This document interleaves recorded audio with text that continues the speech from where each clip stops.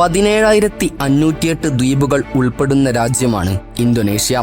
പ്രകൃതി വൈവിധ്യം വിളയാടുന്ന രാജ്യം. ഇക്കൂട്ടത്തിൽ ഒരു പ്രശസ്തമായ ദ്വീപാണ് കൊമോഡോ എന്ന ദ്വീപ്. 2000-ഓളം മനുഷ്യർ ഇവിടെ താമസക്കാരായുണ്ട്. എന്നാൽ ഭൂമിയിലെ ഏറ്റവും അപകടം നിറഞ്ഞ ദ്വീപുകളിൽ ഒന്നാണ് കൊമോഡോ ഐലൻഡ്. അതിനുള്ള കാരണമാണ് കൊമോഡോ ഡ്രാഗൺസ് എന്ന ഭീകരജീവികൾ.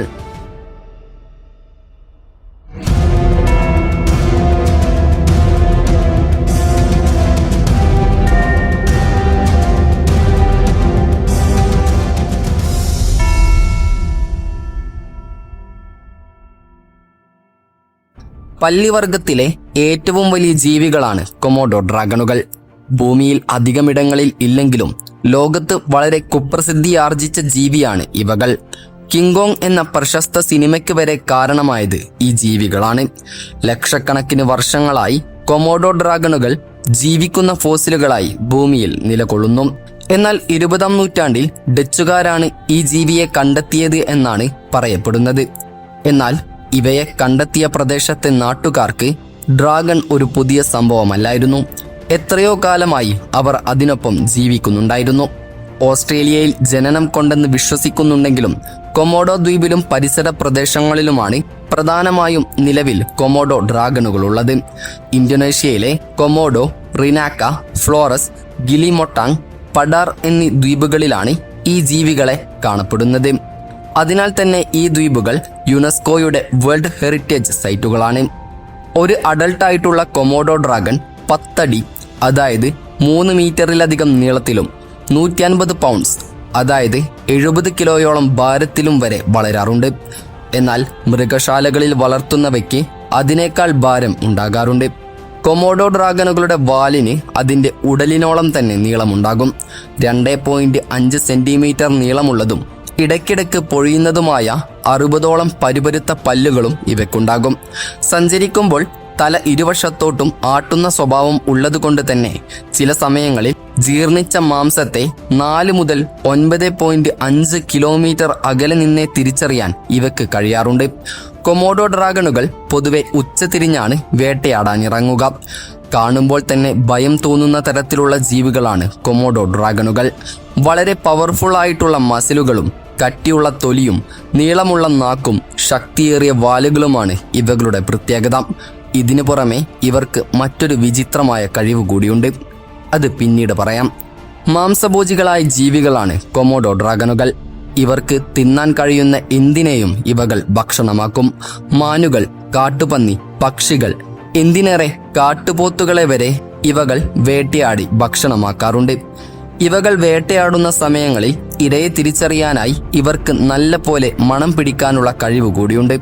കൂടാതെ ഇരയുടെ ഡയറക്ഷൻ മനസ്സിലാക്കാനായി ഇവ നാക്ക് പുറത്തേക്കിടുകയും ചെയ്യും. ഇവയുടെ വായ്ക്കകത്ത് മണം തിരിച്ചറിയാനുള്ള പ്രത്യേക സംവിധാനമുണ്ട്. അങ്ങനെ ഇരയെ കണ്ടെത്തി കഴിഞ്ഞാൽ ഇവ ഇരയുടെ അടുത്തെത്തി പതുക്കെ ശാന്തമായി കിടക്കുകയും അവസരം ഒത്തുവരുമ്പോൾ വളരെ ക്രൂരമായി ആക്രമിക്കുകയുമാണ് ചെയ്യുക. മാൻ, ആട് തുടങ്ങിയ ജീവികളെയൊക്കെ ഒറ്റക്കടിയിൽ സെക്കൻഡുകൾക്കുള്ളിൽ കൊമോഡോ ഡ്രാഗണുകൾ അകത്താക്കാറുണ്ട്. ഇവയുടെ ശക്തിയേറിയ ജോമസിൽസിൽ നിന്നും ബൈറ്റ് ഫോഴ്സിൽ നിന്നും ഇരകൾക്ക് രക്ഷപ്പെടൽ ബുദ്ധിമുട്ടാണ്. എന്നാൽ ഇനി ഇവയുടെ വായയിൽ നിന്ന് രക്ഷപ്പെട്ടാലും ഇര അധിക നാളൊന്നും ജീവിച്ചിരിക്കില്ല എന്നതാണ് ഏറ്റവും വിചിത്രമായ മറ്റൊരു കാര്യം. കാരണം ഇവയുടെ ഉമിനീരിൽ വിഷവും ബാക്ടീരിയകളും അടങ്ങിയിട്ടുണ്ട്. ഇതാണ് ഞാൻ മുൻപേ സൂചിപ്പിച്ച കൊമോഡോ ഡ്രാഗണുകളുടെ വിചിത്രമായ മറ്റൊരു കഴിവ്.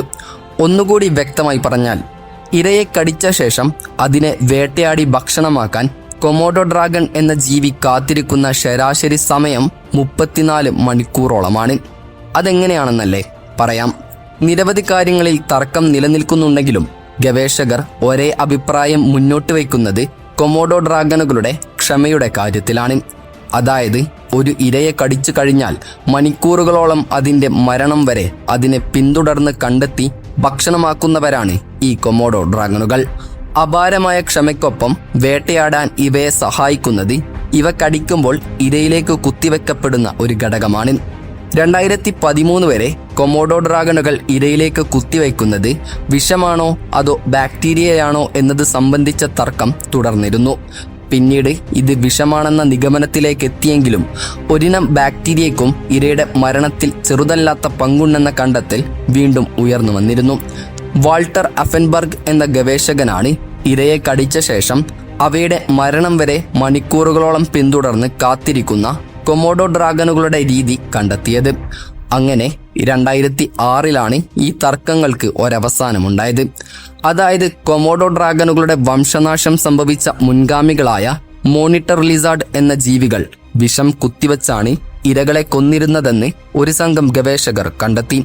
ഒടുവിൽ 2013 ഓസ്ട്രേലിയയിലെ ക്യൂൻസ്ലാൻഡ് സർവകലാശാലയിലെ ബ്രാൻ ഫ്രൈ എന്ന ഗവേഷകൻ കൊമോഡോ ഡ്രാഗണുകളും ഇരകളിൽ കുത്തിവെക്കുന്നത് വിഷമാണെന്ന് പ്രഖ്യാപിച്ചു. വിഷം മാത്രമല്ല, കൊമോഡോ ഡ്രാഗണിന്റെ ആഴത്തിലുള്ള കടിയേറ്റതിനെ തുടർന്ന് രക്തം വാർന്നു പോകുന്നതും ഇരകളുടെ മരണത്തിന് മറ്റൊരു കാരണമാകുന്നതായും ബ്രാൻ പറഞ്ഞിരുന്നു. ഇങ്ങനെ വിഷം ഉള്ളിൽ ചെല്ലുന്ന ജീവിയുടെ രക്തസമ്മർദ്ദത്തിൽ പതിയെ കുറവുണ്ടാകുന്നു. അതോടൊപ്പം രക്തം വാർന്നു പോകുന്നത് ഇരയെ കൂടുതൽ ദുർബലരാക്കുകയും ചെയ്യുന്നു എന്നാണ് അദ്ദേഹം പറഞ്ഞത്.